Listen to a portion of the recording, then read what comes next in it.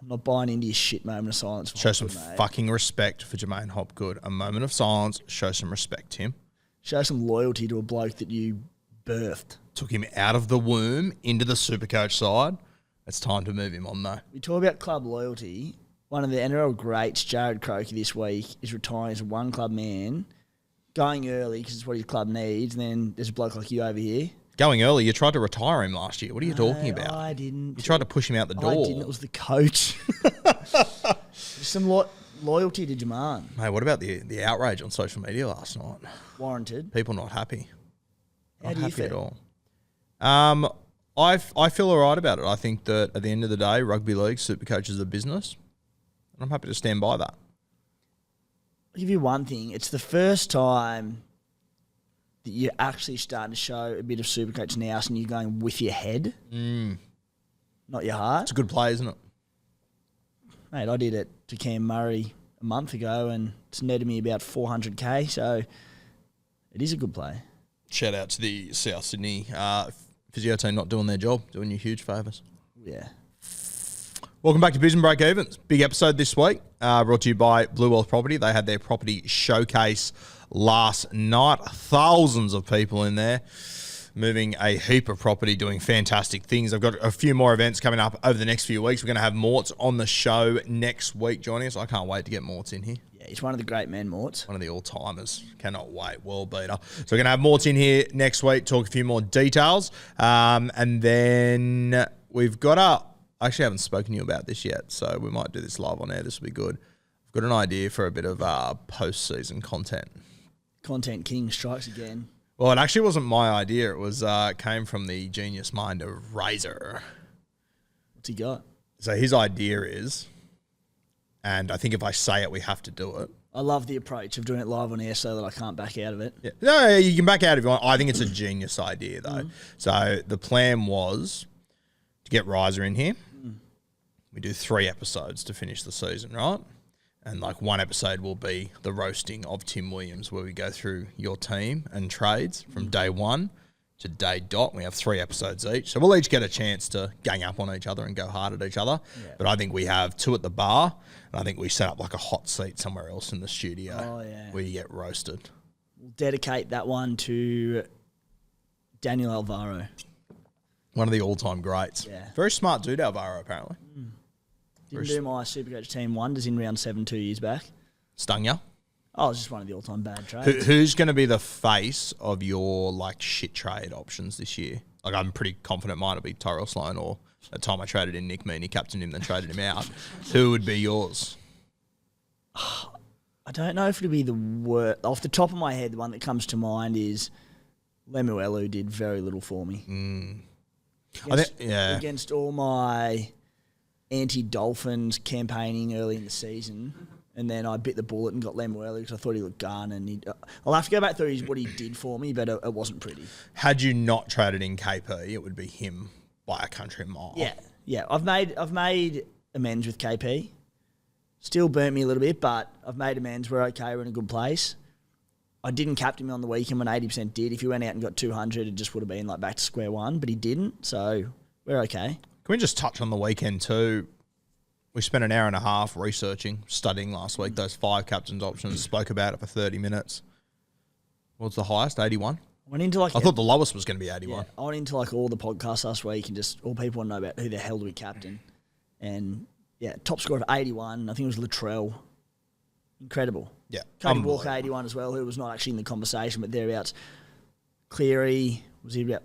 Cleary 53, Nico Hines 55, Latrell was 81, Ponga 77, SJ was early 70s. Yeah. Unbelievable. And wild as well, especially like Hines, who you captain, KP that I captain. Obviously, KP did score a few more points. He had 1 try assist. I think Hines had none. Yeah. So watching those games like a hawk, Nico and Ponga in particular, they had massive roles in the play leading into the try. Yep. Whether it was like a line assist or someone, it was generally someone being brought down like half an inch of the line, and then the dummy half would just go in, and it'd be like Crossland to Gamble, who would go himself, Blake Brayley to a forward at the Sharks, and KP, Nico would get no points. Man, it was a tough watch. Yeah. And, mate, I made one investment last week, which I did get cold feet on late in the week, and I had to make an SOS call to one T. Williams. I was shaking. I was in all sorts about whether I was going to buy Tino or not. And can you believe I brought Tino at 800K and made 11K last week? How good. I'll give you stick in Supercoach, but very often I just think I don't go anywhere near enough, and you message me with your cold feet on Tino. I said, mate, trust your gut. You've wanted to do this for a month. He's a gun. He's come back fresh. Nothing's changed. And you said, you're right. You're right again, mate. And he turned up for you. How good. Fuck, I enjoyed watching it. Good God, I enjoyed watching it. And then I get the team list yesterday, named it 13. Hello. Could play 81 minutes there. Cannot wait. Mate, what'd you score? Now, obviously, going into last weekend, I was up by 13 points overall. So, once again, here we are. We're both scored. How many points have we scored altogether? 28,000. And heading into last week, it was 27,000, 13 points separating us. I've now scored 28,117. You have scored? 28,122. So 5 points. Order has been restored. The Stallions have reclaimed their lead. We're up to 4,895 overall. You're on the decline. The Stallions are on the rise. We're going to finish top 1% overall, and it's after a tough year. We're back to a bit of normality. We're going to finish on a high, and all is well in the Supercoach world. Watch this space. Isn't it wild? Like if KP would have just had one more conversion instead of a miss, we'd be like dead even. Yeah, that's disappointing. Imagine if we were even. Yeah. God, imagine if we finished the season even. That'd be huge. Pack it in, right? I'd rather lose than dead even. I think official beers and break-evens rules, and they're written in the bylaws, are that if in the event of a draw overall between yourself and I, whoever had the higher round 24 score is deemed the winner of that season. I didn't write the bylaws, mate. We had lawyers write them up. And I won round 24. So in the event of a draw, I'll have you. Well, I would rather turn to the Origin series of 2002, where we had a draw in Game 3 and the Shield remained with the previous winner. So I would be more than happy to take it on those grounds. That would be fine by me. I think if we have a tie at the end, we're going an old-fashioned rock-off. I think we get Hopgood and Cam Murray to run at each other. 1v1 no step. And whoever comes out on top gets the win. Imagine if we dedicated a whole show a week after round 27 to a scissors, paper, rock. Who takes it home after all that? I'd be heaps into that. I'm nervous thinking about it. That'd be unreal. So this week I scored 1,269. Dinner for two. What'd you score this week? 1287. Nice. So a good week. So, mate, we've got about 3,000 spots to make up in 3 weeks for top 1%. I want to beat you first and foremost, but can it be done? I think it can be done, but I've got to tell you, it's heavily on the back burner for me. I've got your face with a target all over it. I couldn't give less fucks about the other 156,265 people. You're the one that I want. Yeah, let's go. And I genuinely think, was there 3 weeks left? Yeah. I reckon we could swap the leads 3 times. Yeah. I'm confident the last week decides it. Let's tussle. It's going to be wild. Yeah, fuck, I'm ready to tussle. Let's fucking wrestle. I'm keen as. Now we'll go through the people that won this week. Obviously, the Beers and Breakevens group, it is heating up. We'll open that up now. I'm ranked 1,780 in that. Now, I heard a vicious rumour this week that James, Raging Pole, he rested Garrick and Mulatalo, but he's still second overall. So whether my mail was off or not, I don't know. But how good he's been in the top 5 for feels like 8 weeks. Mate, I'm one of the biggest advocates in rugby league circles. If we want to put myself as a part of that, probably not. Raging Pole decided to rest his boys coming into a big final few weeks, and they're going to be fresher, fit, firing, and ready to go. And more tons are coming as a result of this wise decision. How good. We've got 3 of the top 6 in Beers and Breakevens group at the moment. How bloody good. And James, we're cheering you on, brother. Get it done. We've got Dummy and Run, Aiden in second place. And here come the Bears. Glenn, who I think is part of SC Playbook as well. Are they all part of SC Playbook as well? We've got Bobby, James there. Yeah. Here come the Bears are there. I'd have to double check. Okay, yeah, big finish coming up. And even the guys, still got Andrew Johns hanging in there in 7th place. So it is going to be a wild finish there. We've got Gals Peptides in 13th. Andrew Always Johns captain Tyson Gamble on the weekend. Oh, God, that would make my laugh. That'd be good. That would be so fucking good. Really heading up there. Let's have a look at the top score for this week, and it was Brendan's boys. Funnily enough, Tim, coached by Brendan himself, with a score of 1,475. So Brendan, coach of Brendan's boys. He spelt boys with a Z, so you know he's not fucking around either. So watch yourself. So send an email, mate, to beersandbreakevens@gmail.com. Got an update on the hats, which I haven't even told you this yet. The hats that are coming in, if you've won over probably the last 5 weeks, you're actually going to get a slightly different hat. The blue got discontinued, so you're going to get some black ones. Nice. The black with green, they actually look mad. So waiting to pick them up. They will be here soon. So to the people in my Beers and Breakevens email address, they are coming. You will get them, I promise you. And there's a football coming your way too. Gee, that makes those blue Beers and Breakevens hats. If the blue's been discontinued, there's only a handful in existence. There's not many of them around. So we might we'll wait until the end of the season, send them out. So I think the earliest place winners will send these two too, to make sure they get their blues, and then the rest of you will get your black ones along with a football. I also haven't told you this either. It's like we never talk to each other. Steeden already in the works with a new sort of football for next year. Oh, that's very cool. And I think it looks fucking hectic. Yeah. So brace yourselves. Real old school shit. Tyson Gamble scored a double on the weekend. What do you reckon he scored? 71. Good guess, 73. Yeah. I was thinking... Look, I'm good. I was thinking scored a double. I thought they were both off line base. He had one line base. I was thinking 100 plus, surely. 73. All right, should we get into Teamless Tuesday? Yeah. All right, we got the Cowboys and the Sharkies Thursday night, 7:50 p.m. By the way, shout out to, I don't remember your name in the comments last week, who guessed why I said the Titans before the Sharkies. It was because the Titans played the same time slot the week before and they were the home team. So if your guess was laziness and pure laziness, ding, ding, chicken dinner. Well done to you. Cowboys Sharkies Thursday, 7:50 p.m. coming to you from North Queensland. Cows obviously coming off a bye. They've got Nanai back and Lukey on the bench. For the Sharkies, no major changes there. Anything in those games, mate? Is Nanai the pod of pods? With the Cowboys run home, yeah, sure. We know he can go big.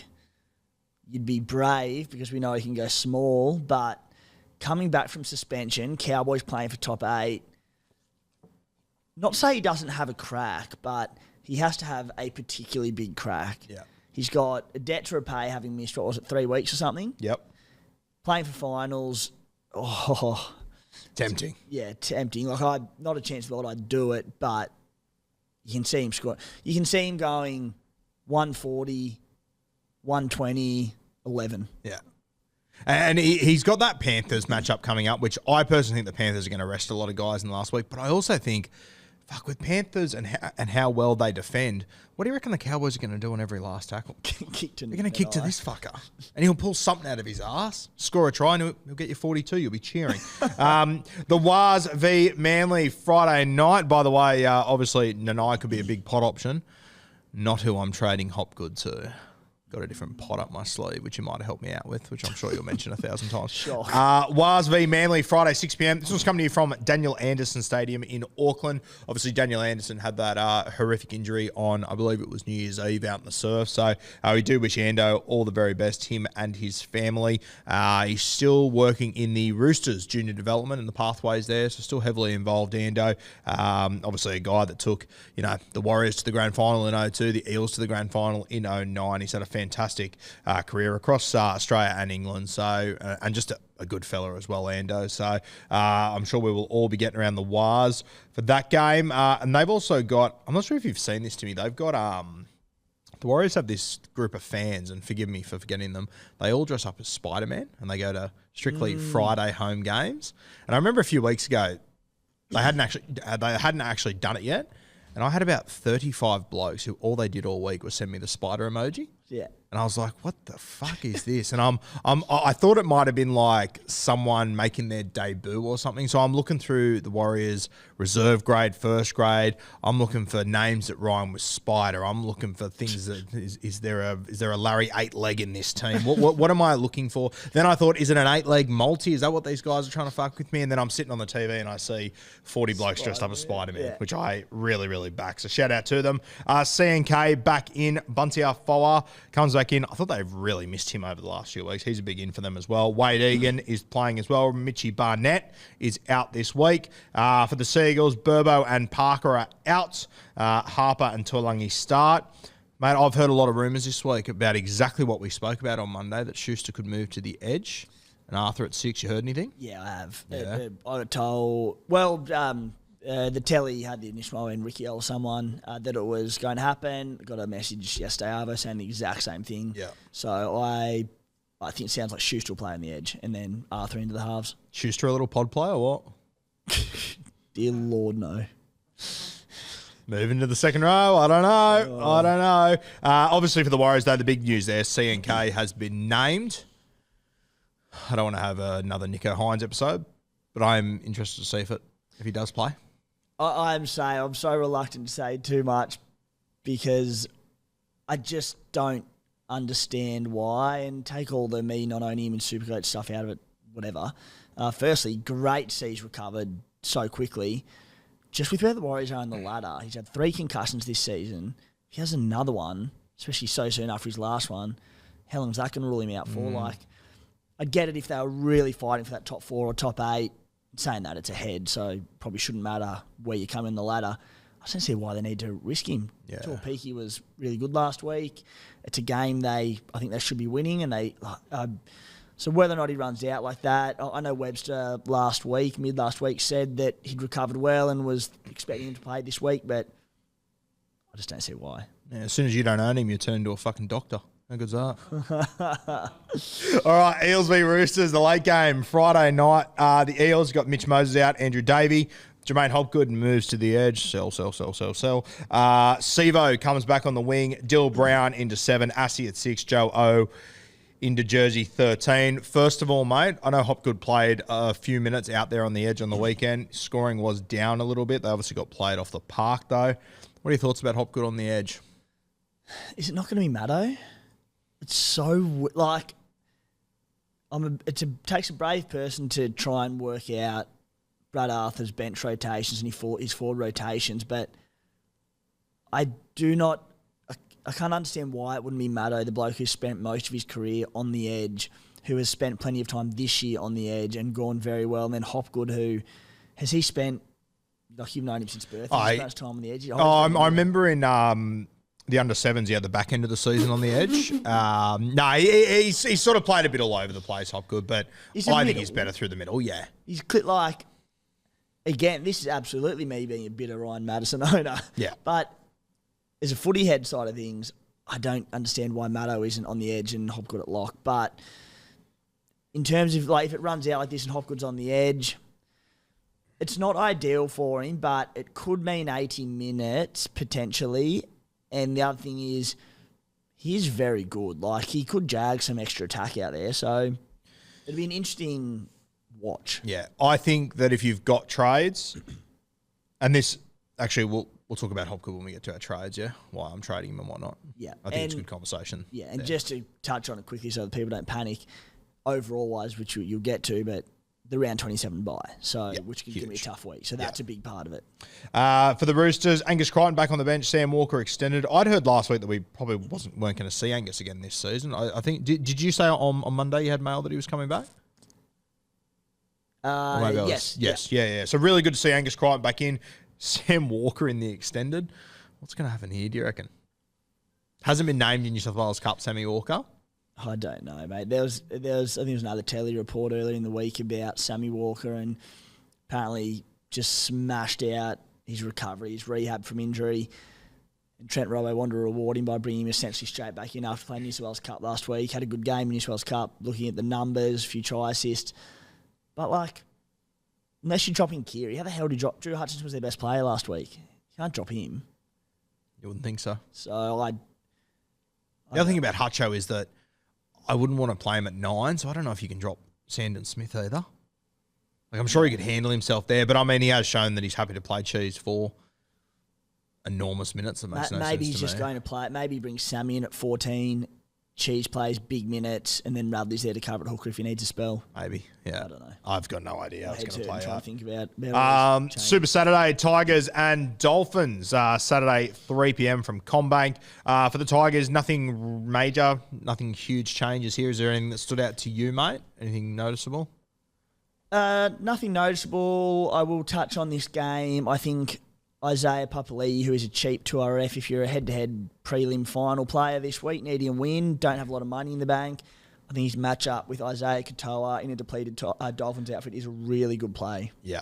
I think the other one, especially if you're a draft player out there, mate, the form Dane Laurie's in at the moment. Laurie. Going up against his Dolphin side who look decimated. And I'm like, respectfully to the mighty West Tigers out there, would there be anything more fitting than Dane Laurie, who they don't pick, they don't play, he signs with Penrith, and then he comes out and has the 3 best games of his career just as he walks out the door? Oh, my goodness. It would just be so fucking typical, the poor bastard. So, Laurie will also be on the edge with Katoa. That was, like, Drew Hutchison scored a double through him last week. He's got a massive future, Katoa, but still a smaller body, working into the defensive rigors of the NRL, and it's a good opportunity. So, yeah, Laurie. Ooh. All right, get a hot cup of tea. We're about to go through the Dolphins team list here. This is fucking carnage. Outs, Lemuelu, Hamiso, Jeremy Marshall-King, K-Brom, Sam Stone, and interesting enough, Tafade on the extended as well. I would have thought, considering all their injuries and everyone they're bringing in, I thought Tafade would have probably survived, but wild. Sammy Stone to be out for him. Is he ever? Is that what I said? Former Titan and Knight, Sam Stone, I'm going to say. Is it Ray Stone? Not Ray Stone. Is it Ray Stone's son? Sam Stone, I believe, might have been from Kyogle, I think. Kyogle. I want to say. Maybe I'm talking shit out of my ass, though. Can you Google that? Sam Stone? It's Rick Stone's son, isn't it? The old Knights coach, Sam Stone. Is it? I think so. Actually, I think I've got him confused with someone else from Kyogle. Rick Stone might be from Kyogle. No, I don't think it. No. I think I've got him confused with that. Will Matthews, maybe. Sam Stone. Where's Sam Stone is a Maltese international. Yeah. He unconfirmed whether or not he's the son of Rick Stone. Leave it with me. Yeah. He did play, I believe, for Malta with Jared Samet. Oh, Jared Samet, one of the fucking greats. Good God, Jared Samet was mad. Just triggered the guru. Oh, I found his trigger point. I watched him play for Malta a few years ago, so he was on fire. Mate, he was... I think it used to be called the Jim Beam Cup. Mate, it should have been called the Jared Samet Cup. Good God, he used to carve that shit up. Jared Samet. Jared Samet How fucking good. All right, for the Dolphins. Rick Stone is Sam Stone's father. Good. Shout out to Jared Samet still. Good. Aiken, he's in the second row. Bostock and Jennings in the centres. Graham at 9. And Mark Nichols, welcome to my draft team. You might be the captain this week in jersey 13. Anything here for the Dolphins? There's a lot to take in there. Have you got what Sam Stone had for breakfast too? 8 Wheat Bix. 8 Wheat Bix. He's doing more than 8, Sammy Stone. Actually, no, he had 1 Wheat Bic. There was no plural. It was just 1 Bic. Anything on the Dolphins there, or? Oh, mate, let's move on. Yeah.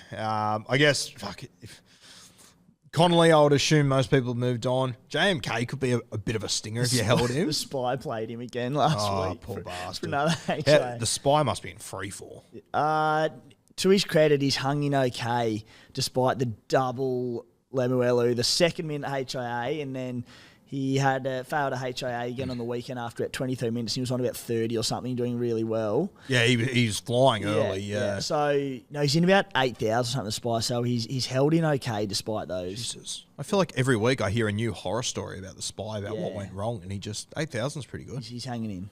Good on him. All right, Titans v Penrith, 5:30 Saturday, coming to you from Seabus up there.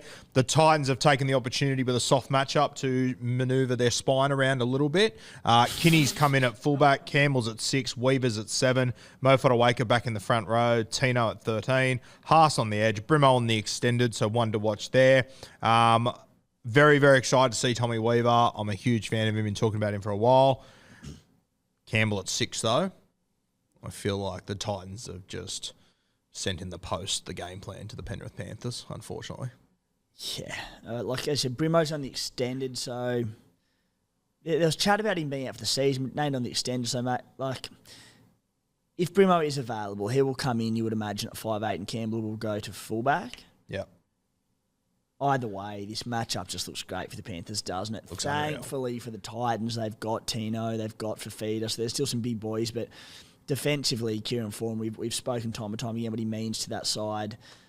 So, yeah, I'm just licking my lips at any Penrith players this week, and I know that Brian To'o was an outside chance of resting last week before there was a few injuries, so I'm just praying to God this isn't the week. Yeah, well, I've heard him, and I've heard Dylan Edwards not too far away from a rest as well. So, save it.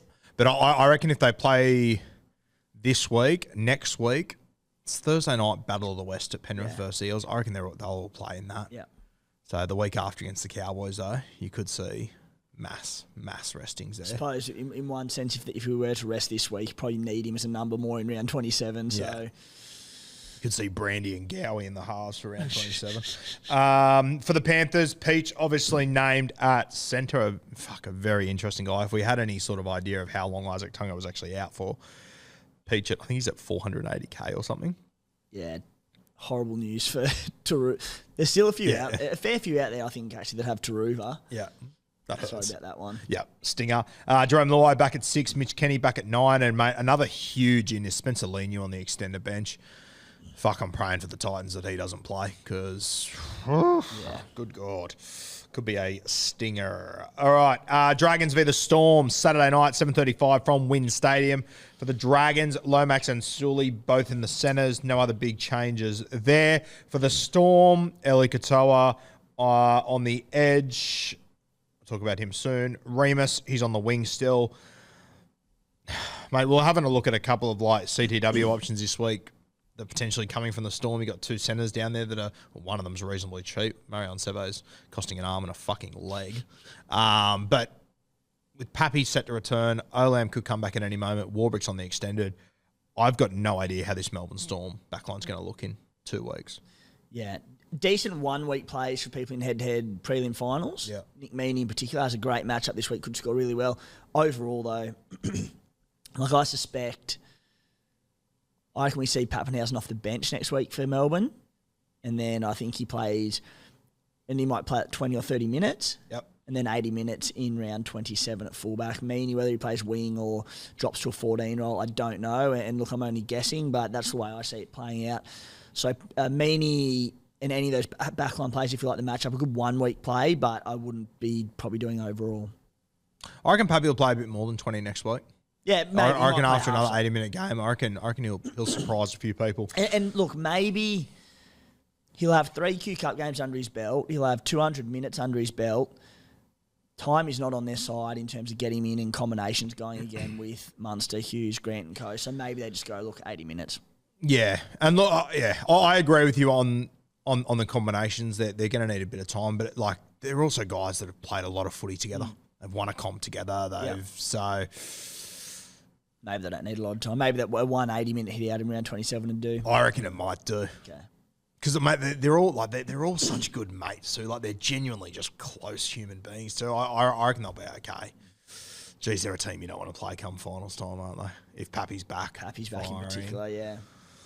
Jesus, scary. So then we've got Sunday afternoon footy. We've got the Newcastle Knights and the South Sydney Rabbitohs for the Knights. Bradman Best comes back in for the South Sydney Rabbitohs. No changes here, but should be noted, Selay and Totola on the extended bench, which is kissed on the dick by a fairy stuff for South Sydney. Thank God. How much have they missed these blokes? Yeah. It makes such a difference to their entire side. Like, we've seen Cody, Latrell, AJ, they've got probably maybe the exception being Cody, who hasn't been great. He scored 81 last week, but haven't had the sort of runs, Campbell Graham, a bunch of these guys gone as well as we'd hope they had with this softer draw.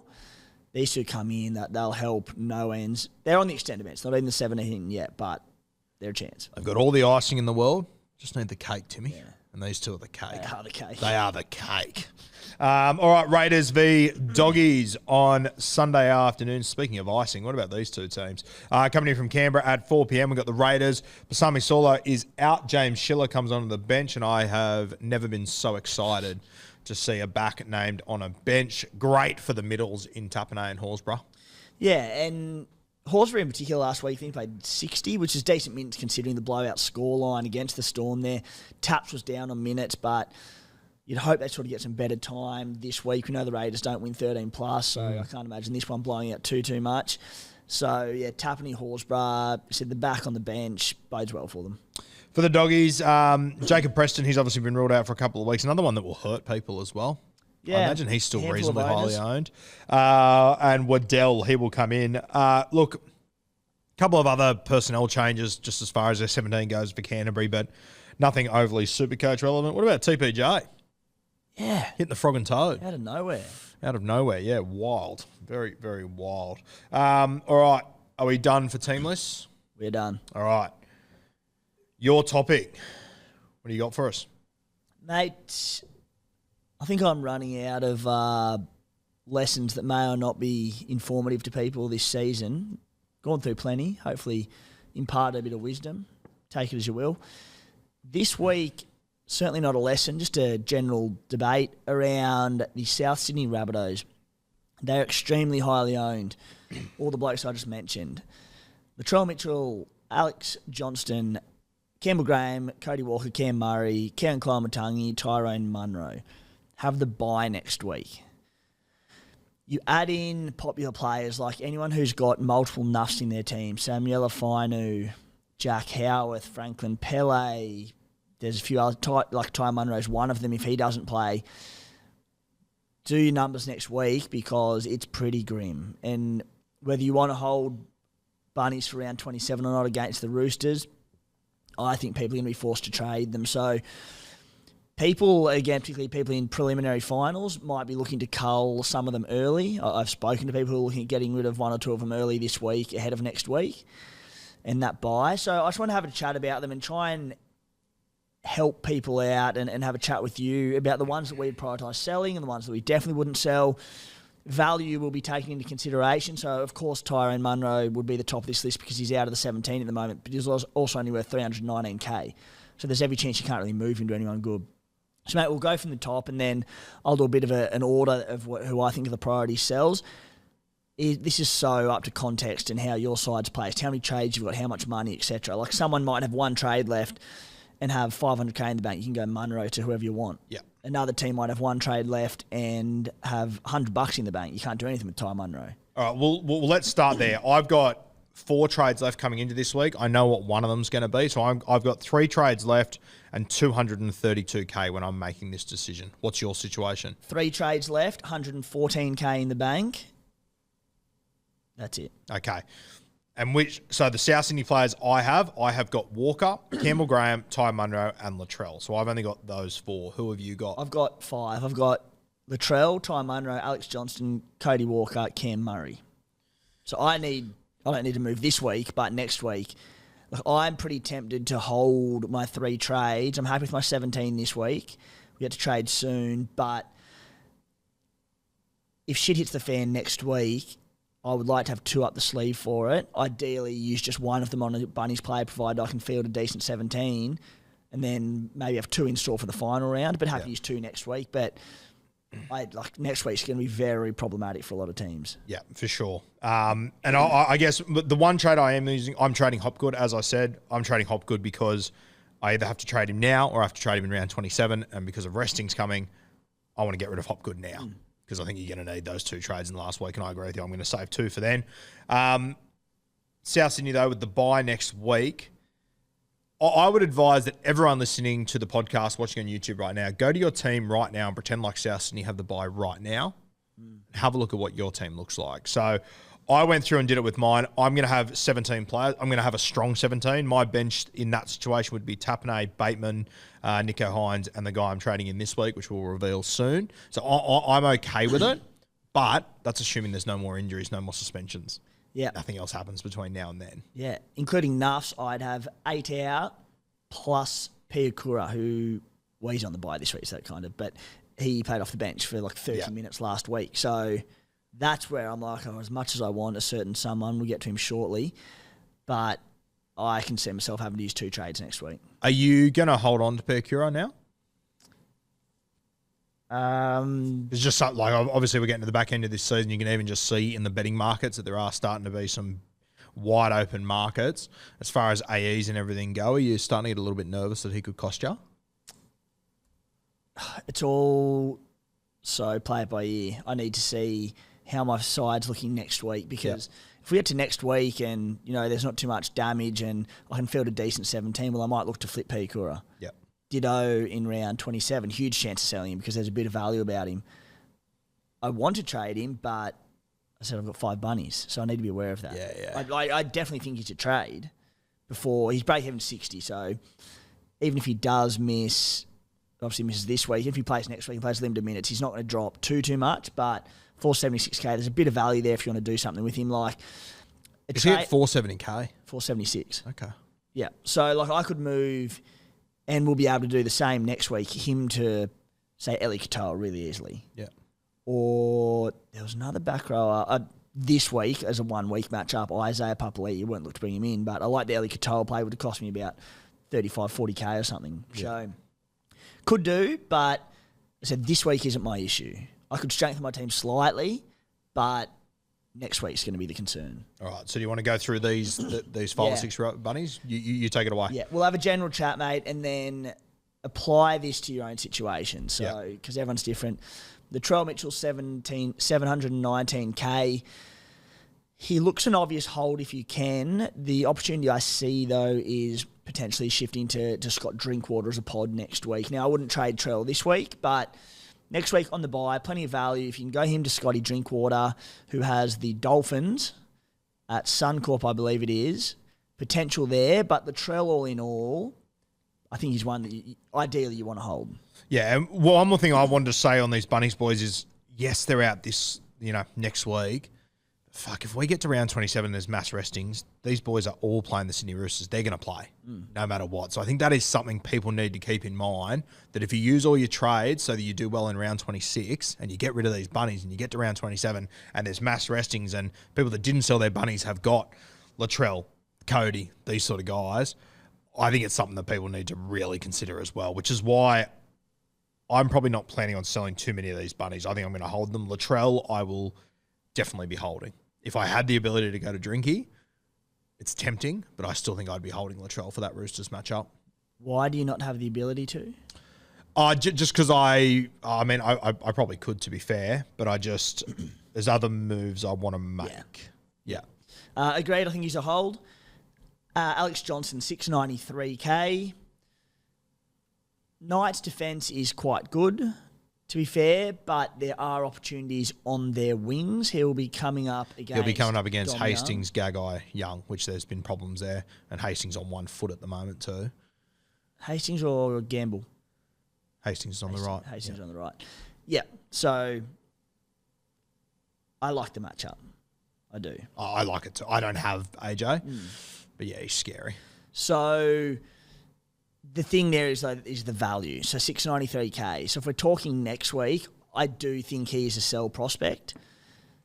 Campbell Graham, you are an owner, 558k. Yep.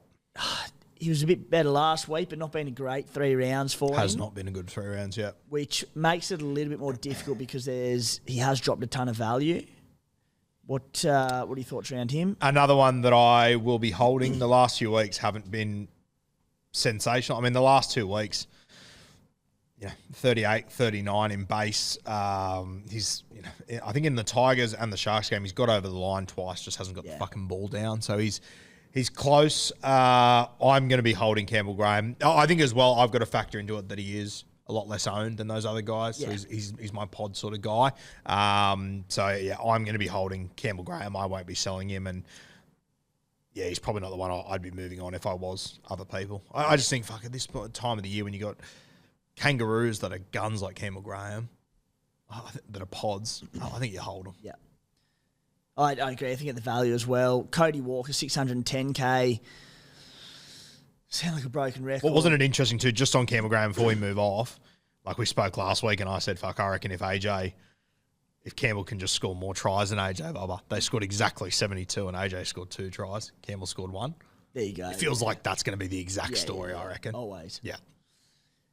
Cody Walker, 610K. Hasn't set the world alight, but it's coming, isn't it? The Bunnies were terrible last weekend. He still scored 81. He also had there were a couple down that left edge where he put AJ away. I think the Latrell's was the one that went backwards and Cody's might have been obviously forward, but there were so many opportunities. Said they were terrible and he scored 81. So Cody won't be leaving my team. Cody is one that there was a moment there on the weekend when I was watching Cam Munster and just the amount of space he had in front of him against Canberra, I was going, oh my God, for the first time he's actually scaring me. Scored a good individual try. They scored 48 points. Scored 87, which is a good score, don't get me wrong. But even that, I'm like, fuck. If that was, a Turbo or a Cleary playing in that game, you'd like to think they'd probably go 100 plus. So I'm 150 plus in a 48-4 win or whatever it was. Right. Yeah. So he once did again, nothing else in it really. He did nothing else. Yeah. And I think these games coming up, Dragons, Gold Coast, I personally reckon Cam Munster will go, fuck, I'm putting the feet up and I've got my eyes on Brisbane in 2 weeks' time. He's such a fascinating one, because the matchups are brilliant, but for whatever reason, Munster, I love if someone has the time can be asked to do it. Go and get his average against top 8 and bottom 8 sides the last even 5 years. If you got the data to do it, it'd be so fascinating. But this is the beauty about Munster. He's also just the most honest Supercoach player you could ever find. He's exactly who he tells you he is. Yeah. You know exactly what's going to happen. We've been saying it for years. We've never been wrong. He's going to average 75 on the fucking nose every single year. What is he this year? 73. Shock me. He's just going to do it every single season. You have a look over the last few years. His averages since 2019, 69, 70, 74, 81, 73. Within 10 the entire time. All that being said, it's still a mouth-watering contest with the Dragons for him. It is, yeah. But it's... Yeah, we said it before. Rinse and repeat. So I think Cody will stay in my team. Yeah. I'll be holding Cody. Cam Murray, 627K. Here's what he is. He had a down week last week, which was disappointing after Hopgood went low, but he'll plug away. He'll play big minutes this weekend, round 27. He's a sell candidate. The issue with Murray is I think if you've got Jules and you could get in like a gun CT dub with a big matchup or another key position, at 2RF, I don't really see where you move. Yeah, I don't. Even, mate, like the player that I'm bringing in this week, I probably wouldn't move Murray to him. I'm okay to move Hopgood to him because Hopgood is changing positions and his team's going like a fucking busted and whatnot.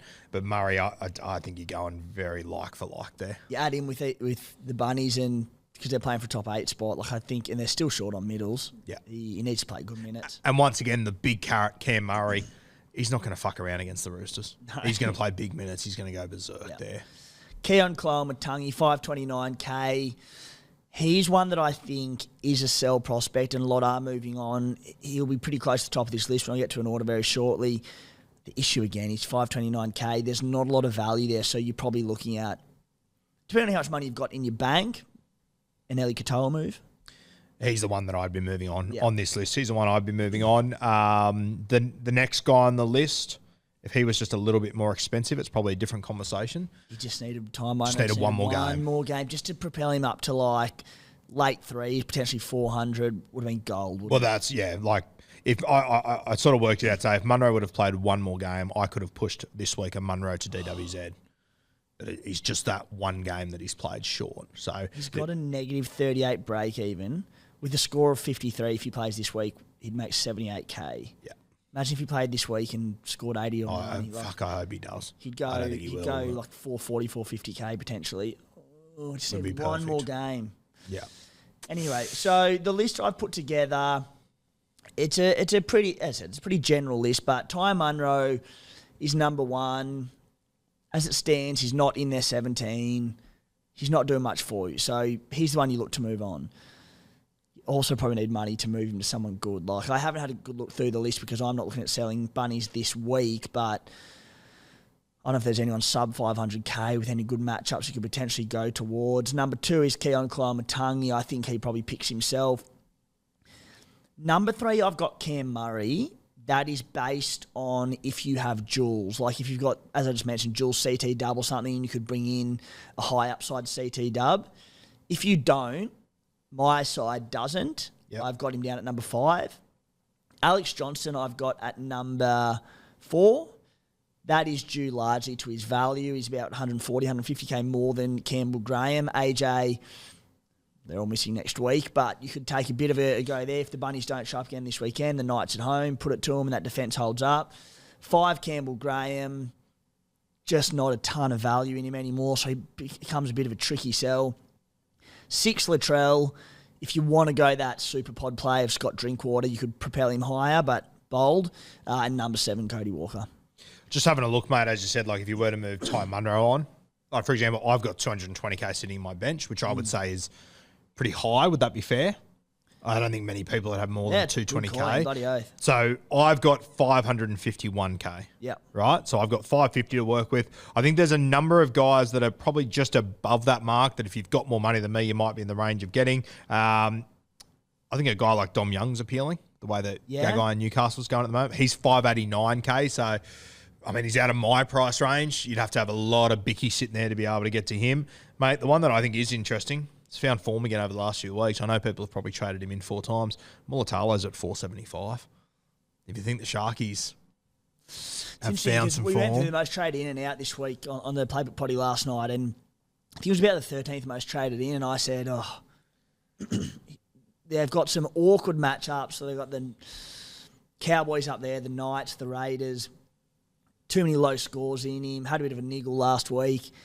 And I was like, I don't like it. I still don't like it that much. But when you look at this situation of Ty Munro, if there's not many other options, Sivatalakai, 524k as well. A little bit more expensive. Connor Tracy, your boy. Yeah, I threw up Connor Tracy to Tim earlier, and you know he scored well the last few weeks. I think 48 and 58 along those marks, but he did have a try in that. So, but you know, a big pod play there, mate. Outside of that, the other one that I think is reasonably appealing is Nick Meaney, but you just don't know what his next few weeks looks like.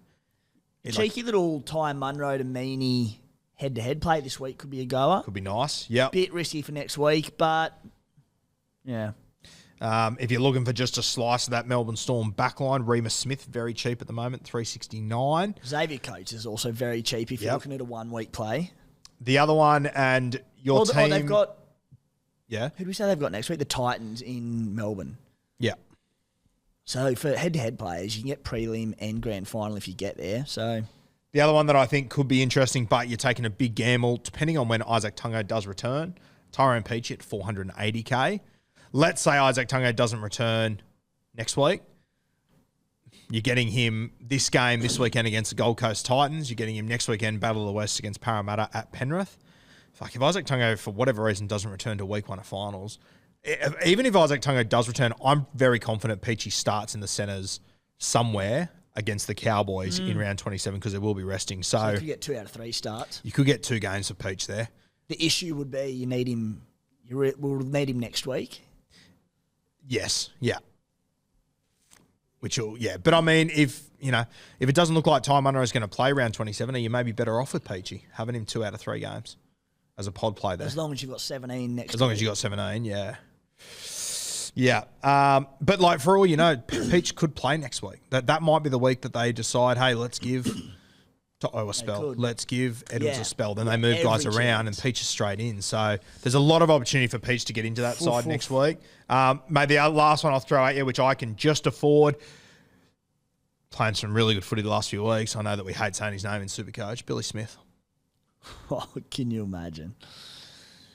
Man, I've had him in draft the last few weeks. He's been absolutely killing it, Billy Smith. He's playing good. He's not going to come up against Valence Tafade every week, who he schooled last week.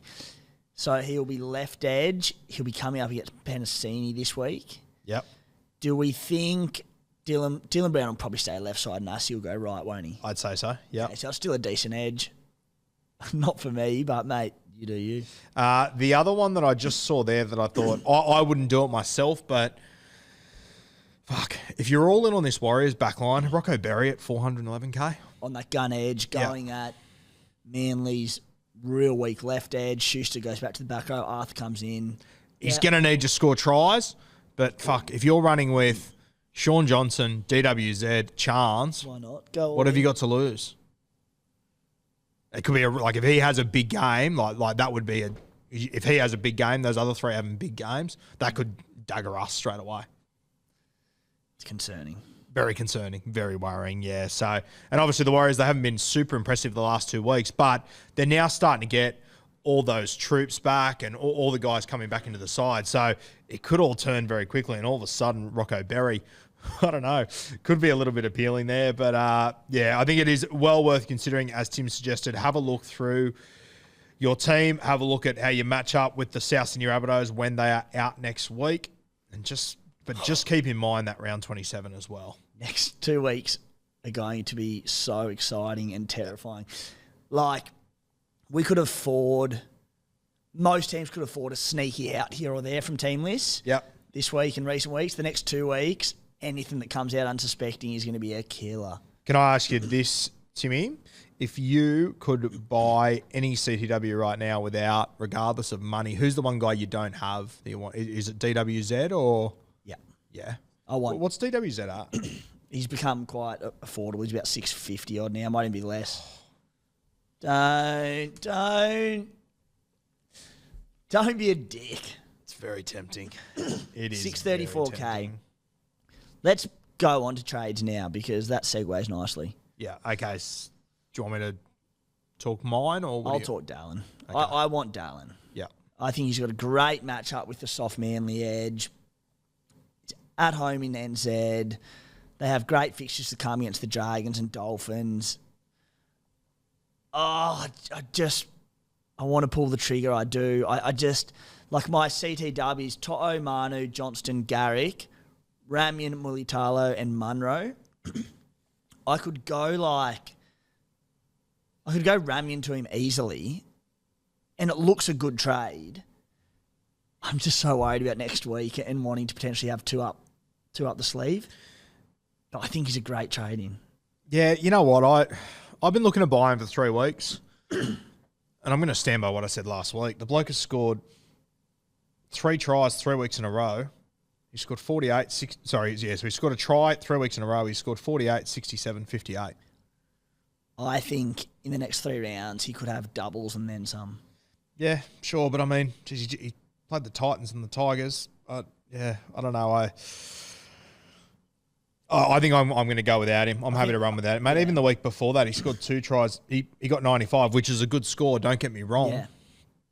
Give Dane Gagai, Campbell Graham 2 tries, and you're talking 130s, 140s there. His base is 25 this year. I feel like it used to be. Did he not get through? Yeah, it used to be higher than what it was. And you have a look over the last few weeks, 15 in base, 22, 27. Yeah, look, I don't think he's a bad trade option. If I had him, I certainly wouldn't be trading him out. But I'm not sure if he is the guy that we need to genuinely chase. Like, over his last 5 games, he's scored a singular try in 4 of them, and he hasn't gone above 70 in any of them. And the game he scored 2 tries, he scored 35. And games without tries, it's pretty grim there as well. So, I don't know. Obviously, I'm talking from a biased point of view of just not having him whatsoever, which is completely fair. But, yeah, I don't know. It's just not doing it for me. Yeah.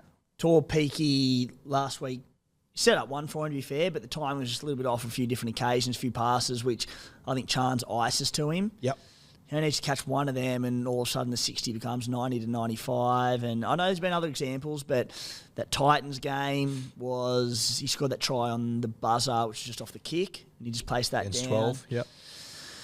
So, yeah, mate, you're right. The numbers are what they are. He's not a hell of a long way from the must-have. I just love those matchups. I love the Warriors firing for that top 4, and I think he's a good buy. I also think, to be fair to Dallin, I feel like every week he also probably has a try taken off him.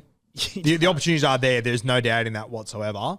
That's right. The one against the Titans, there was one where there was. I think he's had one in both weeks. Yeah. I would almost feel confident in saying the last 3 weeks in a row he's had a try taken off him. So it probably is coming, to be fair. But I'm going to be more than happy to have Gagai, Campbell Graham, these guys that are just basing a little bit more and getting opportunities. So. Next week, to be fair, there's probably a decent chance that next week we're still 2 soft games to come. I go like Alex Johnston to him. Yep. But this week, I'm being cautious of next week. Okay, so you are bringing in DWZ or not? No, I'm not. At this stage, I'm not trading this week and probably won't be. Save those 3 trades for the final 2 rounds. All right, sweet. As I said, I'm very loaded on bunnies. Yeah, okay. So my trade this week, I am trading out Hopgood, as I stated via the club statement last night. I'm going to bring in Eli Katoa. He's at 511k. Got the Dragons match up this week. I like his run home. Timmy suggested him the other day, probably a guy that I hadn't thought about yet on Monday at 9:44 a.m. but caught my attention very, very quickly, and obviously very low owned. I think right now he's sitting at 6% ownership. You made the point the other day. Obviously, a lot of that would be from guys in Zombies teams earlier in the season. Bit of a luxury trade, I guess, because I've got trades up my sleeve. But yeah, that's the play that I'm making. What are your thoughts? I like Eli Katoa. Just such good value. Yep. If you're sitting out there, particularly again, head-to-head, prelim final, you don't have a lot of money, you need a player. He's 511k. Breakeven 33, so he'll still be affordable next week. Another bloke that could potentially come to my team next week, I could go like a Piakura or a Bunny to Eli Katoa. Has a great matchup against the Dragons. He missed a big stretch of games with that facial, like an eye socket fracture or something like that. No, it was a facial. It was a laceration. Yeah. Anyway, 95 in 69 minutes against the Raids. He just looks so dangerous. Jerome Hughes is hitting top form. Them two are developing a great partnership. 3 weeks ago against Para, his first game back, 66 in 53 minutes. I think he's a good buy. Dragons into Titans, love that. Got the Broncos in the last week, which isn't ideal, I guess, but I do wonder what Brisbane are going to do there. Do they bother playing their entire team if they're going to be playing there next Friday in a home final? What makes it a little bit tricky is just the bye this week. Do you want them rest in this week? That's very true. If they didn't have the bye this week, I think they would definitely rest players. That's a good point. But yeah, because of this bye, they probably don't need to. It definitely, I think, means probably reduced minutes for like Carrigan, Haas, etc. But I think they'll play. Yeah. No, fair shout. So that's one of the moves I'm making. The other one I am seriously considering is moving Ty Munro this week to someone, which would only leave me with 2 trades, but I don't know if I can. I don't just want to move him to someone. I want to move him to the right guy, and I'm just not sure if I can find him at the moment. So I think I might wait till next week. As I said, if there are no injuries or anything this weekend or no suspensions, I will get to next week and I will have a 17 that I'm very happy with. So I think I might just wait till then, and if 1 or 2 injuries strike, surely they'll affect other people as well. But then I'll move Ty Munro to someone else at that point. So Eli Katoa, 3.9% ownership in the top 1% of overall super coaches. Love that. Fucking love that. That's unreal. That said, if you move, for people that can move Ty Munro on this week, provided he doesn't take the field, it looks a good move if you, as you said, to the right person. Yeah, to the right person. Exactly right. Yeah. All right, we move on to questions. Jeez, that was like a combo of our stats deep dive and our it was a bit of everything. General. That was a lot. Yeah, I need a nap.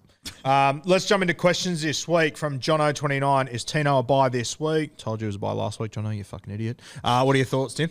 I told you that again on Saturday afternoon.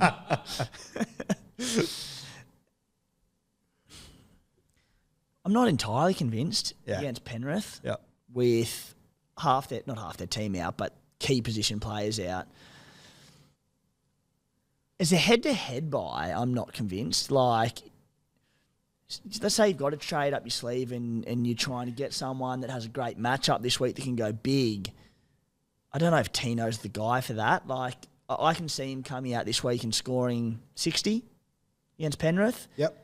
If he can jag that try and the line break, which it's Tino, we know he can do against anyone, but Penrith are a different kettle of fish. maybe gets his 80, 90. I'm certainly not putting it past him, but I do think he comes out and goes 60, potentially goes 50 against Penrith, especially if they do decide to turn one on a little bit. They're pretty well full strength. Overall, so everyone's selling. Payne Haas is the most sold player this week, and that is obviously head-to-head players going, they need another front rower. They saw what Tino did last week. Overall, you can get Tino in this week. Don't expect the well, but you'll have him for the final 2 weeks as well where he can go big. Head-to-head, I'm not convinced. What do you think? Mate, I was just having a look at Tino's numbers against the Penrith Panthers. You know, the Titans haven't played the Panthers yet this year. It's the first time they're playing Penrith. Okay. Tino hasn't played the Panthers since round 8 last year, and they only played them once last year as well. So this will be the second time he's played the Panthers in like 2.5 years. How'd he go? Right. He got 71. No, yeah, he scored 71 points in 71 minutes. Hello. Any attack? What was he base at? 61 in base. Yeah, beast. Yeah. Certainly not a bad trade-in at all. I just think there are better 1 week matchups for head-to-head players, overall players. Great buy. Don't expect the world this week. Yeah, don't buy him. Not worth it, guys. Don't buy him. Okay, this one comes from Jaden, 1998. An interesting one. Nat Butcher as a super pod, sub 5%.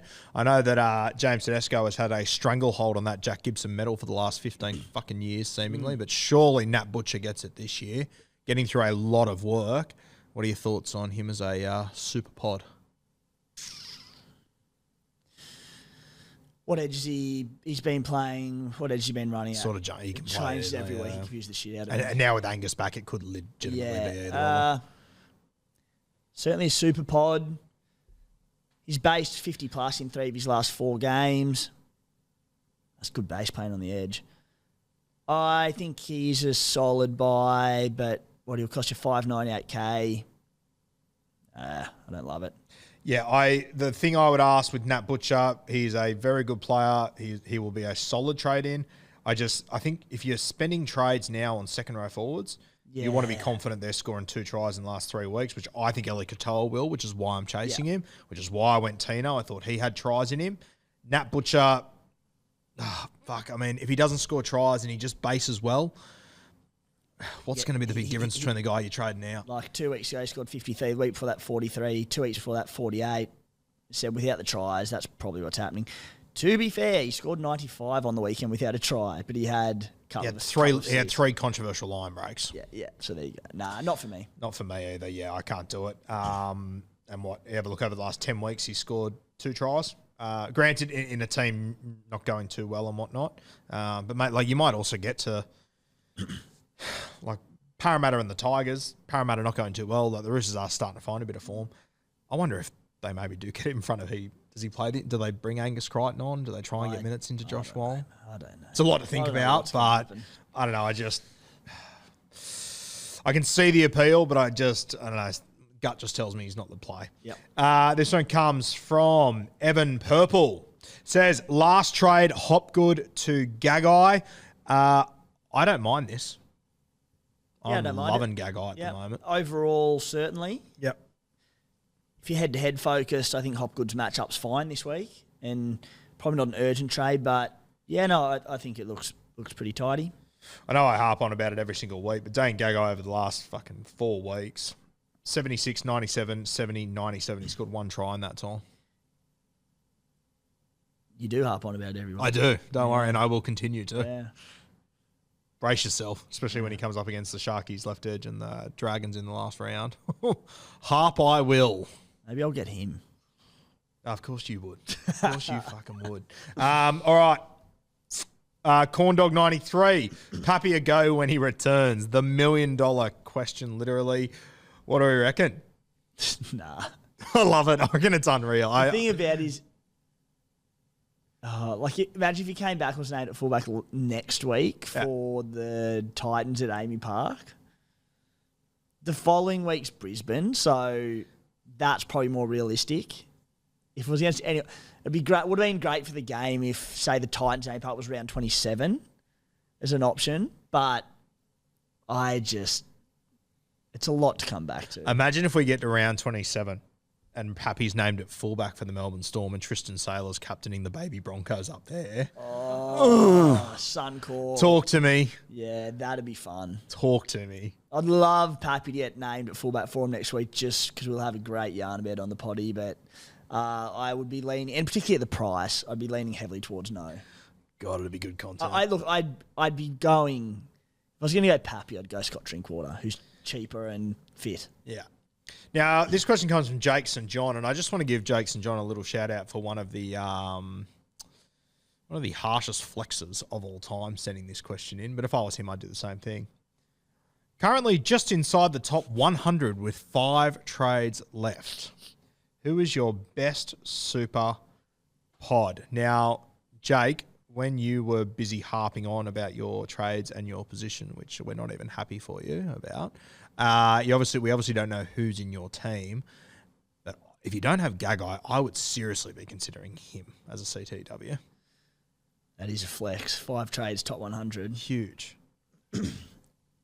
You can make 2 nuff plays in the next 3 weeks and get proper guns. You get whoever you wanted. If we're talking, I'll get your thoughts on him because I spoke about him play with Potty last night. We did a super pod each, but if you want to get real funky and really have a crack at that top spot, Jerome Hughes, 90 last week, 156 the week before, Dragons this week, Titans, and then into the Broncos.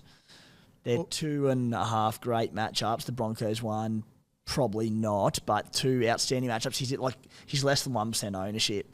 So not only would you get him at minuscule ownership, but you'd be flipping someone like Nico or Cleary or SJ who are at very high ownership. Like, if you want to get weird, get weird. I wouldn't do it, but... And you could pair him with an Ali Katoa. Yeah. You could take them both. They're both going to make a heap of cash in the next 2 weeks. And then with 5 trades, you could flip both of them against that Broncos matchup for whoever the fuck you wanted. You could get SJ, Nico. You could get whoever you wanted back. I would assume, too, if he's got 5 trades left, surely he's got a boost up his sleeve, too. Maybe. Surely, with 5 left. You'd have to. Shout out to Testy Pops. All around the nation getting into their work. That was good. Pick my balls up later. But yeah, like if he was to use 2 trades to do that this week, if he was to survive next week... You're right, though. You can do 2-week play and then get whoever has the best matchup back in round 27. So that there's a play. Just scrolling through a few options. Play. This is one of my top 1% overall, yeah, so that's definitely what he'd be looking at. Mate, Eli Katoa's one. We've spoken plenty about him. Isaac Tunga would have been, except he's still not there. Yeah. Yeah. Jeez, Peachy becomes fucking interesting now. It's a hard thing now, though. Like, I look at all these guys and I go, okay, I'd love to have him. Like, even Eli Katoa, I brought him into my side, and then I'm like, okay, so that means I have to unreserve someone. Who's it going to be? It's where it gets fucking hard. And harping on about it, but with one... I'm almost looking forward to South Sydney having a bye because then I don't have to fucking think about it. Yeah, it'd be nice, won't it? Yeah, it'd be great. Harping on about the DWZ potential trade, but I'm sitting someone who I'm very happy to play in a gun this week. I'm like, it's just, I don't think it's something I need to do. Yeah. And even DWZ, like if I was to bring him in this week, you know, I'm not going to play him over Gagai. I'm probably not going to play him over Campbell Graham just with his base and what he can do. Ruben Garrick, I'm hesitant to take him out. Marzu, like it's getting brutally tough. Yeah. Bradman Best would have been a great super pod as well at 0.6%. Yep. The issue there is just he missed last week with quad ties or whatever it was. So, but not a bad play. Yeah. All right, our last question, which I think is our random one this week, which I'm very, very interested to hear from you, comes from More Jimmy. Sauce on chips or on the side? And I am very heavily on one side of this argument. And if you're on the other, we're probably going to the car park. To borrow a quote from Hamish and Andy, fast and loose, mate. Just smack it all over the top. Why waste time doing car double park. dip? Car park. Why? On the side, for sure. Because then you control how it's dispersed. Bang, all over the top. You can then also just rub it on the rest of the chips that have also got sauce on top of them. Oh, Jesus Christ. Fucking Neanderthal. Get a fucking bowl and dip. Think about all the extra effort you have to go. You have to pick the chip up, go across the bowl. You're talking about rubbing chips on other fucking chips. No, but I just pick the chip up and go straight to the mouth. You have to go bang, bang. Jeez. I thought you were looking a bit swollen in the arms lately. You're fucking doing some extra yards there. Sometimes. Good Fast God. and loose, baby. That's ridiculous. Leave in the comments, sauce on chips or on the side. That's outrageous. That is ridiculous. What are you, 5 years old? Especially, like, I can understand it more so if you're at home and you're putting the sauce on yourself. But if you're leaving that dispersion up to someone else. No, I'm putting the sauce on. Yeah, okay, but like in all situations, if I'm like out at a restaurant, I want it in a bowl on the side. When do they put sauce on your chips? I'm just throwing out the option. No one ever puts sauce on your chips. They might. You disperse it. They might. You never know. I don't know what cafe. I still think at home you should, on the side, dip. You control the disperse of it. For sure. No, thank you. Leave in the comments, please. Let us know. Oh, okay. Sit v start and captains. Let's bring her home. T-Rex. Sit v starts this week. What does your side look like? I have got, bench, Maddo's the spanner because I want to play Maddo against the Roosters if he's on the edge. If he starts, I'll be playing Madison, Hines, Walker, Ponga will be my bench.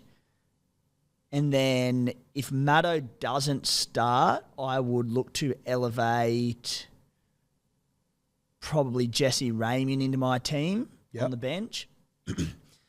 CT Dub, To'o Manu, Johnston, Garrick. Not a great match against the Warriors, but not the worst. Playing fullback. He just put 80 on Penrith. So as it stands, I'm sitting Munro, Mulitalo, Ramian, Brayley. They're my good players I'm sitting. And then Maddo, team penny. But if he's off the bench, I'll probably play Ramian. Now, I like to be in control and everything like that, but I've got no clue what I'm doing this weekend, so I'm really throwing it open to the floor and yourself. I'm obviously going to have Tino on my front row, which means my other front row forward is one of Horsburgh or Tapane.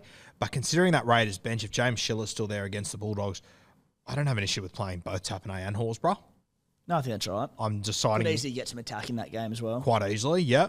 My two RFs, I will be going for Feeder, Nikora. I think I just have to play Tohu Harris this week, and I'm sure he won't score a try this weekend for the first time. I don't think you have to. Yeah, mad. It sounds like the last 2 weeks. Proceed. Yeah. Tell me more as I watch him crash over and look like fucking Graham Langlands. Fucking does my head in. I'm just like...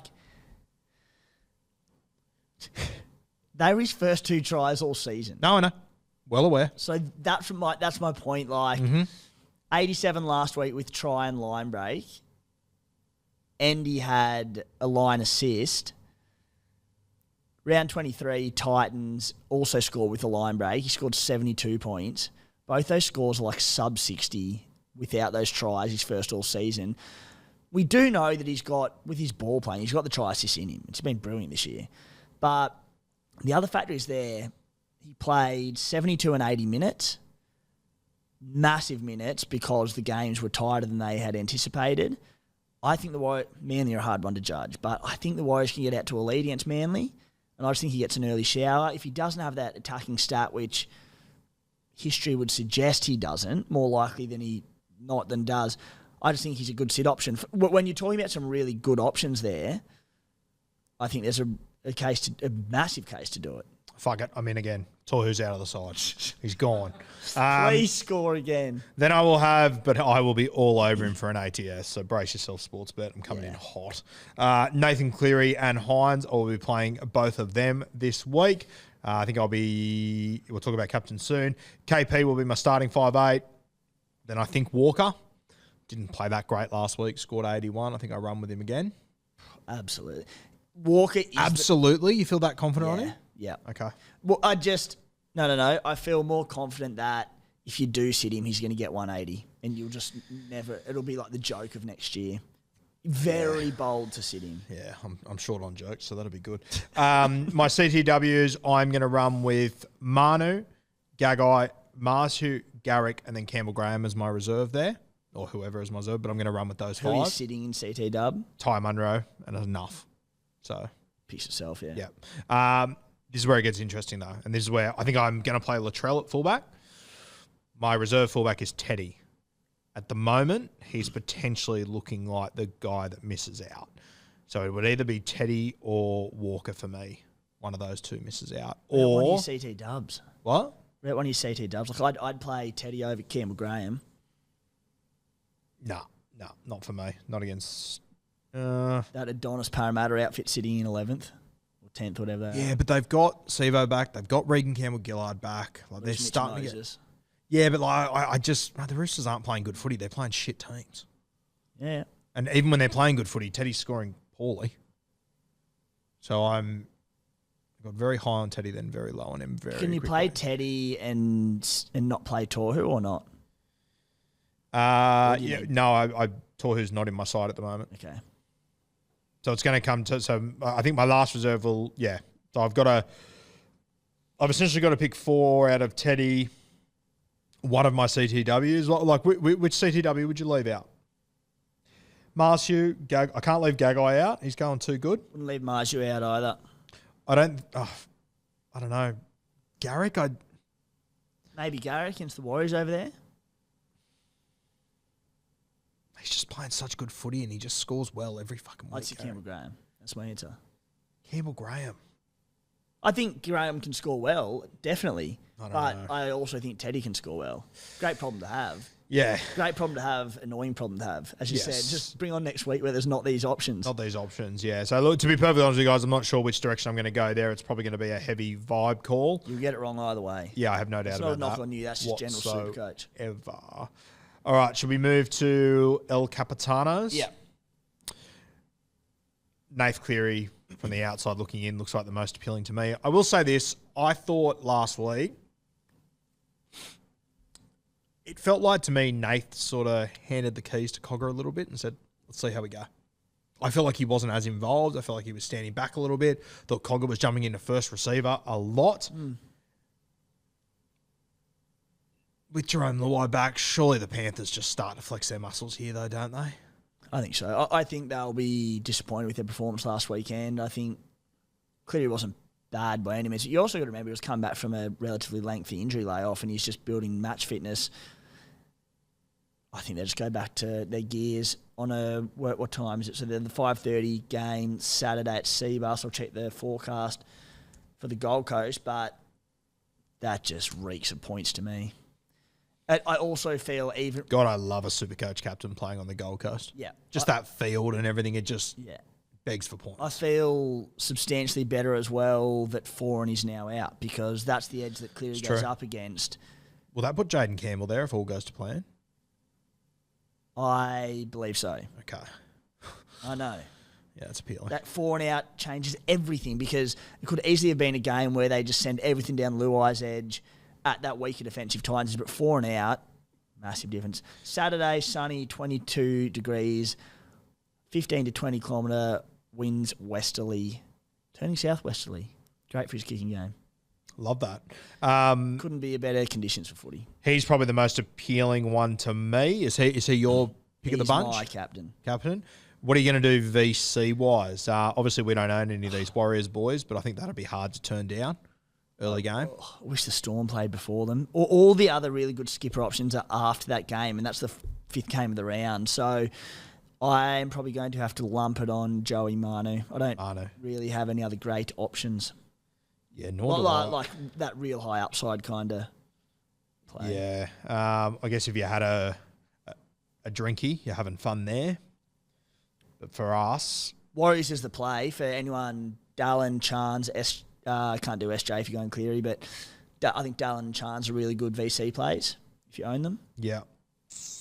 Yeah, Manu might be my play there as well, unless that's where I try and short ball Teddy in there. Is that Combank as well? I think Parramatta will kind of get up for it. Didn't you? Am I crazy for saying Manu might be the sit out of these guys? Not crazy, no. You're showing more faith in Parramatta. This is funny because on the bloke potty on Monday, didn't you tip the Roosters and I tipped the Eels? Yeah, but as soon as I tipped the Roosters, you said RCG back in and Sevo back in. I didn't even fucking consider that because the game's still 10 days away when we put in our tips. I just look at... And I straight away sat there after you said that and went, fuck. Yeah. I just look at Manu. I feel like his last 6-7 weeks, he's been all right. Actual rugby league, 72, 97. Had that 18 against the Broncos. 78, 79, 92, 91, 117. He hasn't, outside of that 18, every score has been 72 plus since round 16. But it's still not mad. But I just think Joey Manu will also be coming up against, who's left centre for Para now? Pensini on the right. They keep changing. Is it Sean Russell? Is he going to centre? No, it's Bailey. Bailey. Yeah, that's appealing. That is appealing. I just don't Anything know. else I can tell you what to do? I just fuck. I've asked 70 questions and got back 80 answers, and I'm still no closer to making a decision. It's unbelievable. I've got no idea what I'm going to do. I look forward to a barrage of text messages over the weekend. Oh, text messages. Me sending pigeons to your house. So Nathan Cleary, he's our lock-in captain at the moment for both of us. I think so.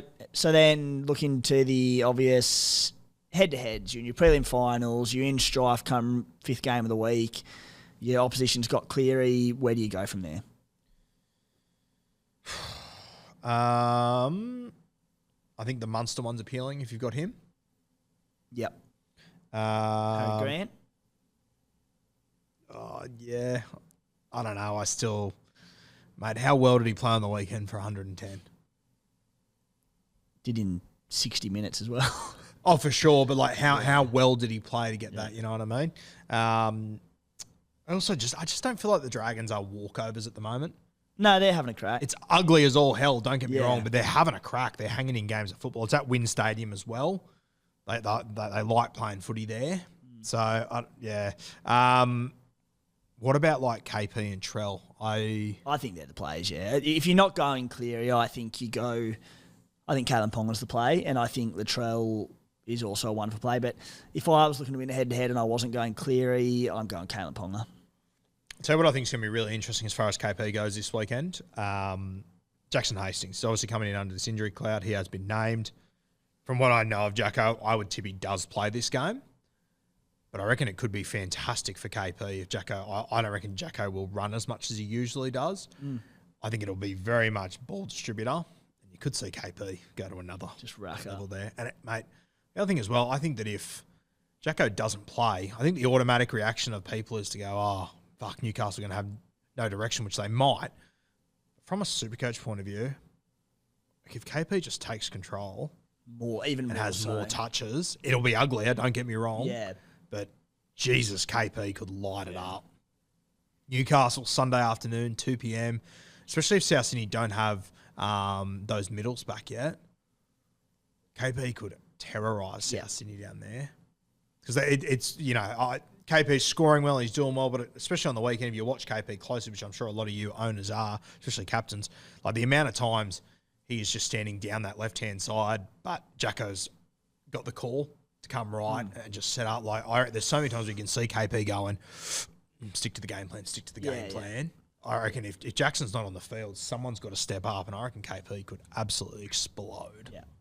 Yeah, I agree. I think Ponga's the play if you're not going Cleary. Very interesting. Mate, is there anything else? We're good, mate.